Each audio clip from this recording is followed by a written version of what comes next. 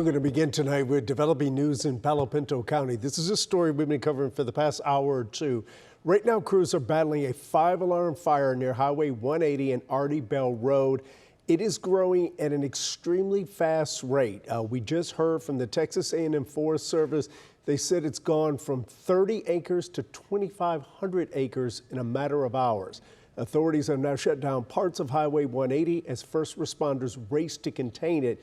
We haven't heard any reports of injuries so far, but we just learned at least one building is at risk of being destroyed.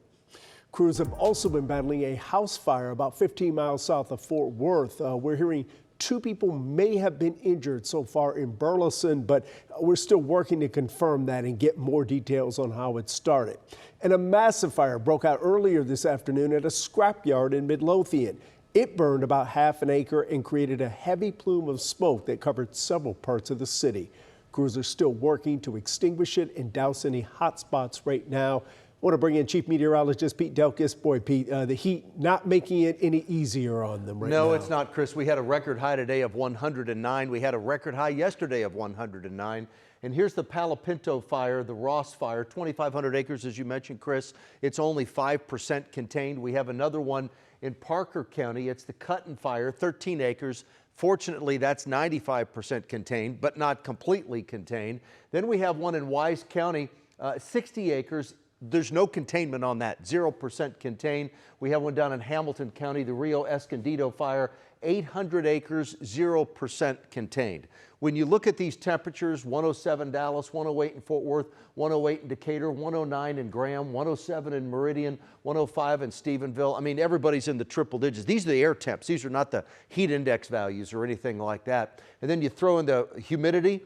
I mean, we're talking humidity in the teens.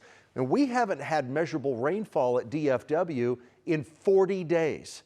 It's been 40 days since the last time we had a little rain, and that was just 0.07 of an inch of rain. And when you look at this fire danger, the forecast for tomorrow, this is extreme fire threat. We have very high fire concern. I mean, and it's not going away until we have some widespread rain, and I do not have that in my forecast. But I do have a little bit cooler weather in my 14-day outlook. I'll show you that coming up. And take a look at this. Dozens of trucks and SUVs burned up over the weekend after a massive vehicle fire in Grand Prairie.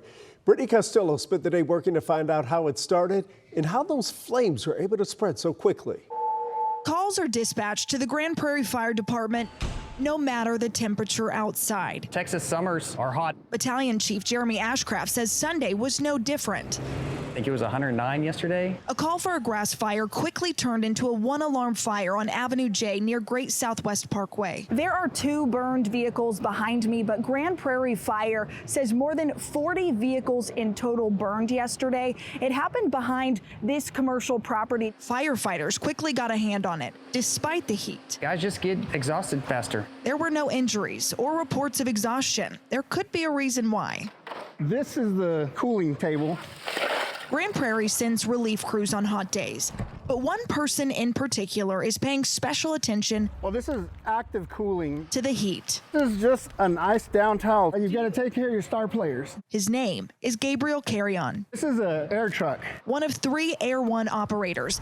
The truck is not just air storage. To cool down, and it is critical. But a cooling station. Grab a few of these, throw them inside of here. You'll find water, fans, Grab one from the bottom. cool towels, A little ice. and hospitality. This is nice. Standard resources by Carrion's account. It's a huge responsibility to be able to take care of your brothers and sisters. He's demoing this cooling vest. It pumps ice water. We tried on the portable version of what they use. This is actually taking heat off of your body. It shoots ice cold water through tubes. It's an instant relief. That's right. It's a game changer for firefighters on a scorching hot day. It's everything, because if guys start dropping out and not able to work, then the fire's just going to grow. To better protect the community. My award is going to come from 20, 30 years down the line. When you're on your porch, living life, Carrion says he is determined enjoying your family, enjoying your health. to protect the firefighters. That's my award.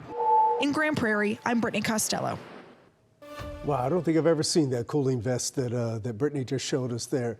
Royce City Police just announced they've fired an officer after he was caught on camera in a violent confrontation. This video went viral earlier this month, and the family told us police got a call about people arguing at a public pool. Officers grabbed one woman's hair while pushing another in the face several times.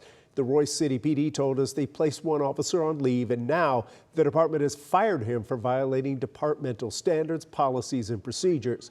3 other officers involved were found to have acted within policy guidelines. Of the 2 women involved, one won't face any charges, but the other could be criminally charged for allegedly punching an officer in the face. Tonight, Carmelo Anthony's legal team is escalating their fight to get him a new trial. He was convicted of murder for stabbing Austin Metcalf at a track meet in Frisco. This weekend, a judge denied their motion for a new trial, but as Jobin Puttiker reports, their appeal to a higher court has already begun. Judge Michael Chitty ruled on a Saturday late afternoon to deny Carmelo Anthony's motion for a new trial. After sharing statements over the weekend, on Monday, both sides stayed quiet. They did. Attorney Jeremy Rosenthal is not on this case. He tells us this is the paperwork portion of the appeal, where the defense will raise any and all concerns. It's not uncommon to see 10 or 15 points of error on a brief. The prosecution is going to file a reply to the defense brief and answer each of the points that the defense brings up. Carmelo Anthony filed an appeal to the 5th District Court of Appeals in early June, soon after his sentencing. That court sits in Dallas, representing 6 counties, including Collin. This is in all likelihood going to be assigned to 3 distinct judges of the 14 judges that sit on the 5th Court of Appeals in Dallas. Jeremy, in his 21 years in defense, has appealed a number of times. He joined WFAA for its coverage during the hearings and was also in court. I fully anticipate the emphasis of this appeal is going to be on the access and openness of the court issue because it triggers what's called structural error. And that is an automatic reversal.